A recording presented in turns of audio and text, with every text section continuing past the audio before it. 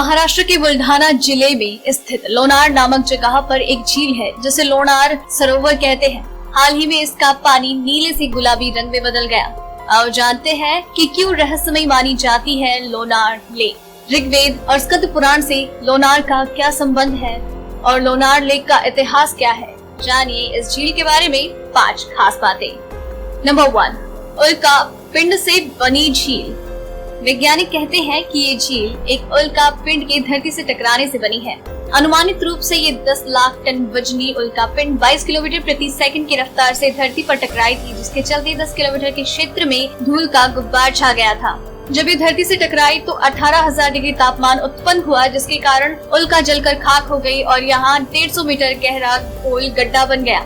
लोनार झील 5 से 8 मीटर तक खारे पानी से भरी हुई है।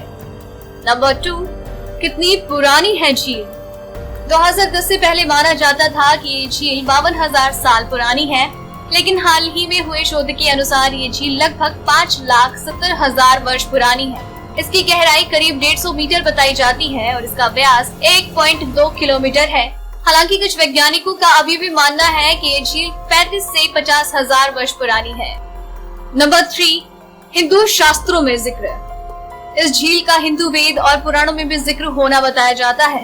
कहते हैं कि इसका ऋग्वेद, स्कंद पुराण और पद्म पुराण में जिक्र है। इस झील के संबंध में स्कंद पुराण में एक कथा मिलती है कि इस क्षेत्र में कभी लोनासुर नामक एक असुर रहता था, जिसके अत्याचार से सभी दुखी थे। भगवान विष्णु से लोनासुर के आतंक से मुक्ति की विनती की तो भगवान विष्णु ने एक सुंदर युवक उत्पन्न किया और उसका नाम दैत्यसुदन रखा।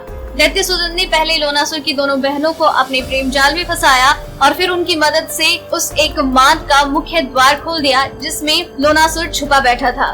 दैत्यसुदन और लोनासुर में भयंकर युद्ध हुआ और अंततः लोनासुर मर गया। वर्तमान में लोनार झील लोनासुर की मांद है और लोनार से लगभग 36 किलोमीटर दूर स्थित दांते फाल की पहाड़ी में उस मांद का ढक्कन स्थित है। पुराण में झील के पानी को लोनासुर का रक्त और उसमें मौजूद नमक को लोनासुर का मांस बताया गया है। नंबर 4, अजीब कुआं। इस झील के पास एक कुआं मौजूद है, जिसके आधे हिस्से का पानी खारा है और आधा हिस्सा मीठा है। इस कारण इसे सास बहू का कुआं भी कहते हैं।